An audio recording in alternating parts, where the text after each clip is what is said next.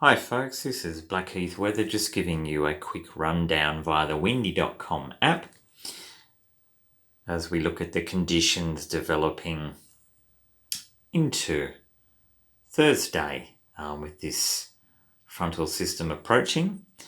This particular screen you're looking at via the windy.com app at the moment is for Thursday morning, and you're looking at the upper level cold pool in the sort of crimsony purpley shading there, moving towards central New South Wales. If we go to the bottom of the screen and slide along, you can see that cold pool there with that crimsony shading moving towards the central tablelands. Those white lines is the surface pressure. You can see the low starting to form in the Tasman according to GFS model that's just come out this afternoon. You can see that low forming by Thursday afternoon, and it's more of an offshore low. I wouldn't really describe that as an ECL, but please refer to the official outlooks and forecasts by the Weather Bureau by the BOM on Thursday. This is just my reflections on some of the forecast data tonight. Okay, so you can see by Thursday 6 p.m. that the low is starting to form in the Tasman, and then you've got that upper level cold pool moving into the central tablelands across a fair bit of sort of southeastern New South Wales actually there, and Victoria. And as we scroll down below further into Thursday evening, you can see the cold pool there in the upper levels at the 500 hectopascal level moving across the tablelands. And you can see if we zoom out where the low is sort of developing or forecast to develop a fair way off the coast. So that's more of an offshore low rather than east coast low.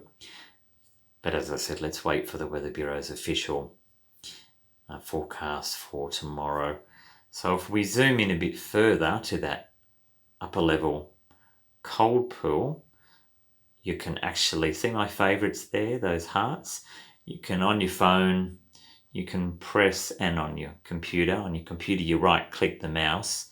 On your phone you press your finger against a particular area, in my case those hearts, my favorites. So press your finger against that and the weather picker comes up in that little menu. Click or press on the show weather picker, and that gives you the forecast temperature in the upper levels at 500 hectopascals for the orange area at -25. So fairly cold, but not amazingly cold.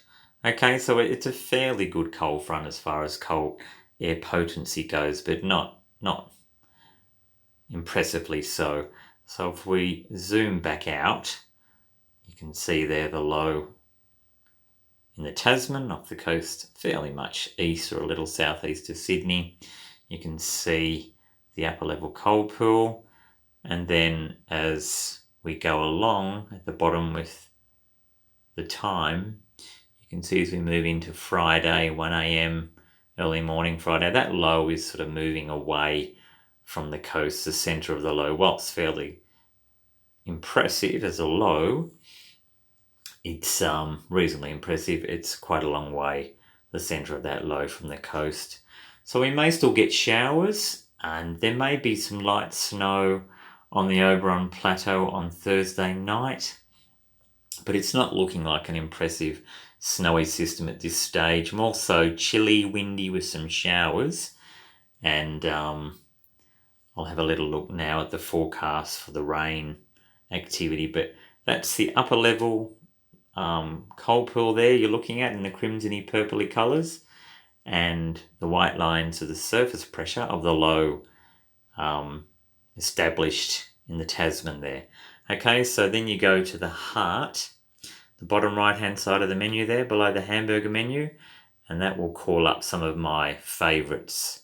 I'm using the non-subscription version of windy.com on this phone because I haven't logged in, so it's what most of you will have if you're using windy.com. And there's my favourites. Let's go to Shoot It All Cemetery, and it will call up via 3 hourly forecasts, 1 hourly if you've got the paid subscription. And we can go from the Shooters Hill Cemetery forecast based on GFS. That's come out tonight, Wednesday afternoon actually. You can see tomorrow the temperature's dropping. Well, there you go.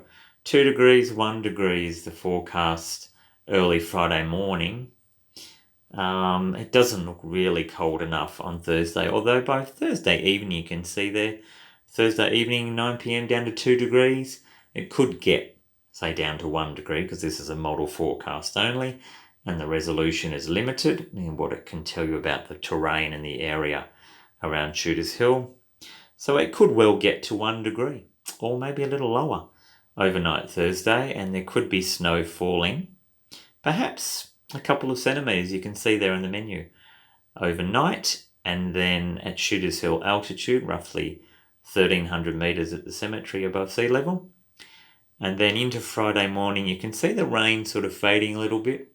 That's as the low moves offshore further, moves away further east into the Tasman, and pressure's relatively high.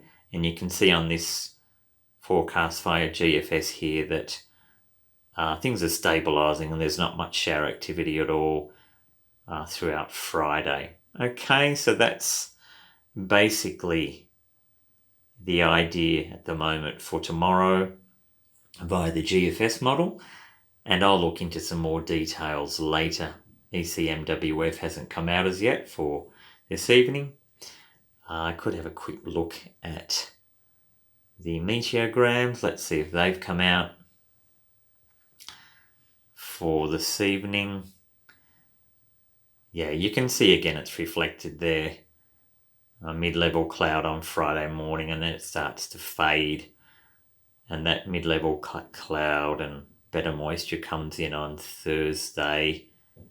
And then things cool down a little bit, but there's a chance of snow at Shooters Hill by Thursday evening late and into Thursday morning. I'd give it a 25 to 30%, maybe 40% chance of light snow out on the Oberon Plateau above 1,200 metres, and even better at 1,300 metres. Okay, folks, I hope you've received something out of that quick overview of the GFS charts for Thursday and into Friday. Let's hope they get a little bit of snow on the Oberon Plateau, and you never know, we might get a bit of hail or sleet in the Upper Blue Mountains by Thursday night above 1,050 metres. Fingers crossed for that. Okay, I will see you later.